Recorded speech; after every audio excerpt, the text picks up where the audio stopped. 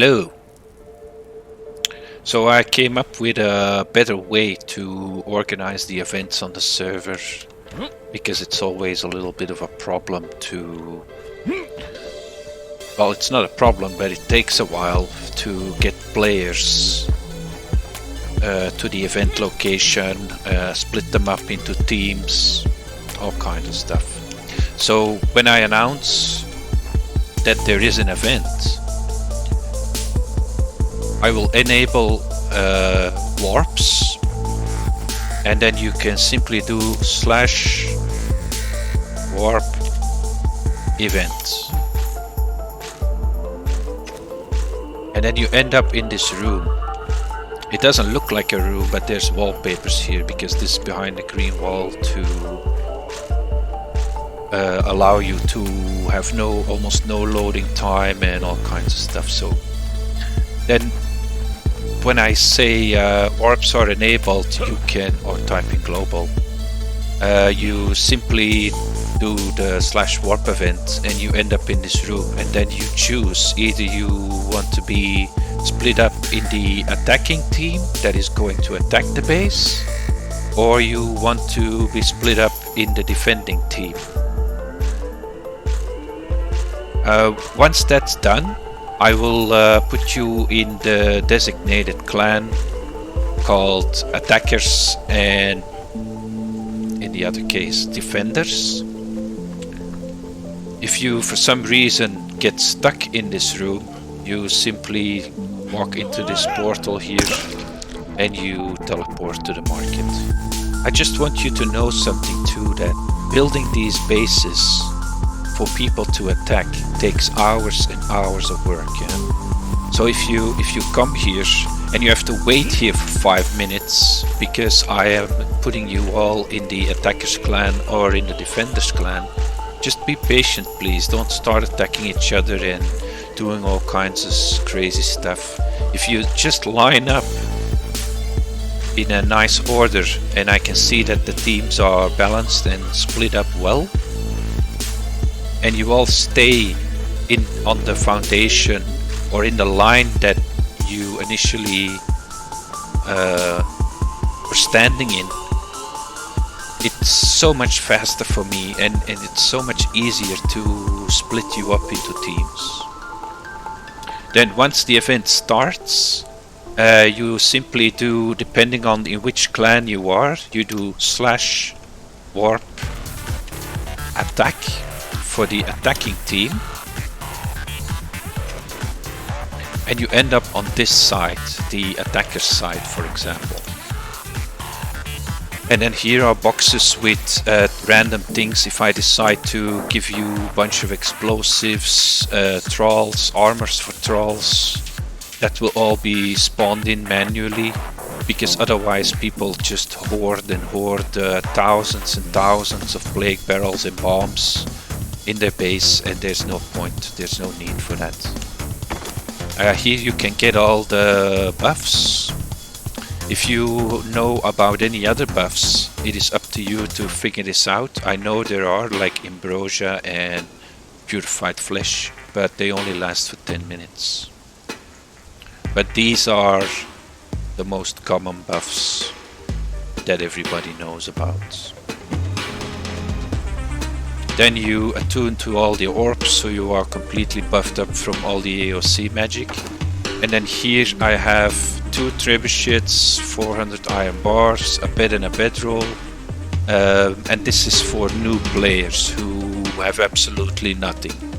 If they want to participate in the event, they can, but they only have one option: to keep their distance and to shoot with explosive arrows or with the moonfire arrows. And I also added the bow so they can at least get experience with doing the event. And then the vault and the chest are here, so you grab this whole thing, and then you'll see this portal here, and there is another portal on that side too, because some players in previous events, there were so many plague barrels exploding, it was impossible for them to respawn on their bedrolls. So with this system, you can basically spawn at your base or at a bedroll somewhere on the map, and then you do simply, depending on the team you are in, let's now do for the defending clan, you do /warp defend. You see, now I'm on the other side, because when the battle is going heavy, we don't want players getting mixed up and having fights here, and also not be confused about which portal they have to jump into. And then once you are buffed up and you have all your stuff, you jump into this portal here, and then you end up on the defending side in this case, and I will place this small building on top of the or in the vicinity within the walls of the defending clan, and the enemy can't see that you spawned in there, so you have time to prepare before you walk out. And also, as you can see, this has 10 million HP. Nobody's gonna waste their time on trying to destroy it. And then if we go back, now we will go to the attacking side.